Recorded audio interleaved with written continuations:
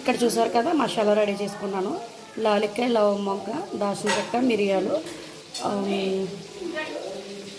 మెంతులు, ఆవాలు, ధనియాలు, జీలకర్ర. ఓకే ఫ్రెండ్స్, ఇవన్నీ జస్ట్ పెనం మీద అటు పెట్టు చిటపట్లాడేలా ఫ్రై చేసుకుని ఇలా మిక్సీ పట్టుకెళ్ళి పొడి ముంచుకోవాలి. మనకు కావాల్సింది వేరుశనగ నూనె మాత్రమే కావాలి. వేరుశనగ నూనె వేసుకుంటేనే పచ్చడి టేస్ట్ వస్తుంది. ఇక్కడ చూసారు కదా, నేనైతే ఈ ఫిష్ని అయితే ఫ్రై చేస్తున్నాను.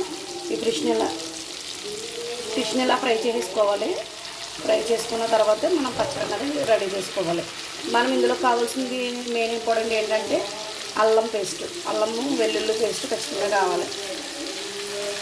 అప్పుడైతేనే ఈ పచ్చడి టేస్ట్ అనేది వస్తుంది.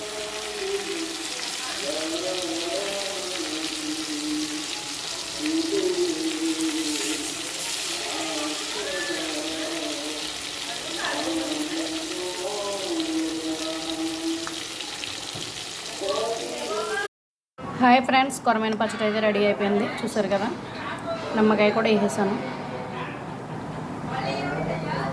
చాలా పెద్ద చేప ఫ్రెండ్స్, మొత్తం తలకాయతో సహా మొత్తం పచ్చడి పెట్టేసాను.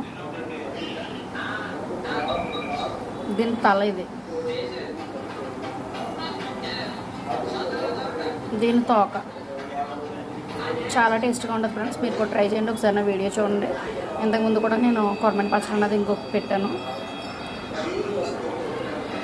ఓకే ఫ్రెండ్స్, చూసారు కదా ఎంత ఎక్సలెంట్గా ఉందో.